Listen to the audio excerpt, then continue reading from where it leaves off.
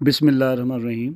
क्या आप भी चाहते हैं कि आपके घर की छत के ऊपर जो सब्ज़ियाँ या फूल आपने लगाए हैं, उनका रिज़ल्ट बिल्कुल ऐसे ही हो जैसे मेरी जो सब्ज़ियाँ और जो फूल हैं वो आपके सामने जो नज़र आ रहे हैं, इस तरह से हो? तो उसके लिए एक बहुत अहम चीज़ है, वो है गोडी। गोडी का तरीक़ाकार क्या है, गोडी कब और कैसे करनी चाहिए, आज की वीडियो में हम डिटेल से डिस्कस करेंगे। और आप तमाम दोस्तों से इल्तमास है कि जिन दोस्तों ने अभी तक हमारा चैनल सब्सक्राइब नहीं किया, वो हमारा चैनल सब्सक्राइब कर दें, बेल आइकॉन दबा दें। हमारी वीडियो को लाइक करना हरगिज़ ना भूलिएगा और अपने दोस्तों के साथ शेयर भी लाजमी कीजिएगा। आज की वीडियो का आगाज़ करते हैं। सबसे पहले मैं आपको बताऊं कि हमने गोडी करना किस जगह को है, किस तरह की ज़मीन होकर उसके ऊपर गोडी जो है वो करना ज़रूरी हो जाती है।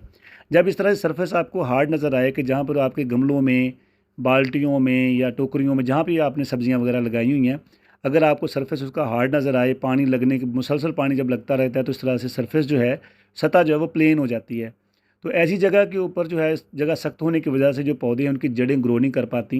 और इस तरह ये हमारी दूसरी जो बाल्टी जो टोकरी है उसके अंदर भी आप देखें, यहाँ पर भुरभुरी जगह है, लेकिन इसको भी हम अभी गोडी करेंगे। एक और अहम चीज़ जो है, गोडी करना इसलिए ज़रूरी होता है कि जो गमलों के अंदर इस तरह से घास वगैरह उग आती है, ये हमारे जो पौधों की जो खुराक है उसको इस्तेमाल कर जाती है, तो इसको भी तलफ़ करने के लिए गोडी करना ज़रूरी होता है। तो अब दो मकसद हमें सामने नज़र आए, एक तो हमने जो अपने गमलों में से इस तरह की जड़ी बूटियाँ तलफ़ करनी है, और दूसरे नंबर पे हमने तमाम पौधों की जड़ों को नरम मिट्टी मुहैया करने के लिए गोडी करना होती है। गोडी करने के लिए अमूमन जो रंबी इस्तेमाल की जाती है, अमूमन जो गोडी किया जाता है, लेकिन मैं अपने घर की छत के ऊपर ये किचन की दो एसेसरीज़ हैं उन्हीं को इस्तेमाल करता हूँ। इसमें ये एक बिल्कुल रंबी नुमा मेरे पास एक एसेसरी है, दूसरा मेरे पास कांटा है। तो ये दो चीज़ें हैं जो अमूमन घरों में अवेलेबल, तीसरे नंबर पर छुरी भी हो सकती है। लेकिन ये देखिए, इसको आप इस्तेमाल करेंगे, ये बिल्कुल रंबी की शेप का है, जैसे रंबा होता है। लेकिन अब इसका एक मसला मैं आपको बता दूं, इसका जो किनारा तेज़ है, इस वजह से जब हम गोडी करेंगे तो ये पौधों की जड़ों को काट देता है। जगह बहुत कम होती है, इस वजह से पौधे भी कट सकते हैं इनसे, तो इनसे जो इनकी पैदावार है वो मुतासर हो सकती है। इसलिए रंबी को या इस तरह के आले को अगर आप इस्तेमाल करेंगे, इसको मैं इस्तेमाल तब करता हूँ जब मैंने जगह को नरम करके पौधे लगाने होते हैं।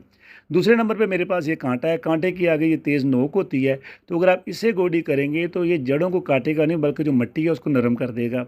तो मैं गमलों में, बाल्टियों में, इस तरह की टोकरियों में प्रेफर करता हूँ कि अगर आपने गोडी करना हो तो आप कांटे से गोडी करें, क्योंकि रंबे से गोडी करने के लिए एक तो जगह बहुत कम है, दूसरे नंबर पे गोडी करने के दौरान रंबे से जो है पौधों की जो जड़ें हैं वो कट जाती हैं।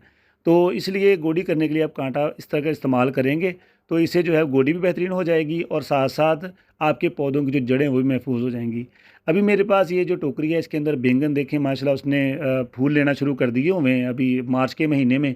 और जो मेरा टमाटर का पौधा है वो भी देखें, उसको माशाल्लाह से काफ़ी सारे जो हैं वो टमाटर भी लगे हुए हैं। तो मैं अब क्या करूँगा कि मैं इनको इस तरह से गोडी करूँगा, और गोडी करने के दौरान ख़्याल आपने ये रखना है कि तने के बिल्कुल पास आपने गोडी नहीं करनी, क्योंकि तने के बिल्कुल पास से गोडी करेंगे तो उससे एक तो पौधे की जड़ें कटने का खदशा है, दूसरे नंबर पे जो पौधा है उसकी जो तना है वो भी मुतासर हो सकता है।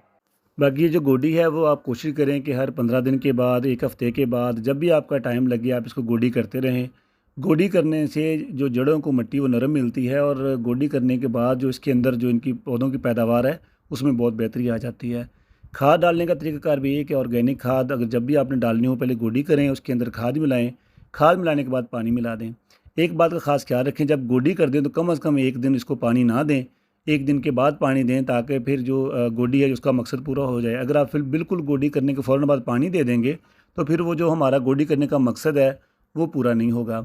तो कोशिश ये करें कि अपनी इस तरह तरीके से आप अपने पौधों को गोडी करें। इंशाल्लाह आप देखेंगे कि जो आपके पौधे हैं उनके अंदर आपको बहुत ज़्यादा बेहतरी नज़र आएगी।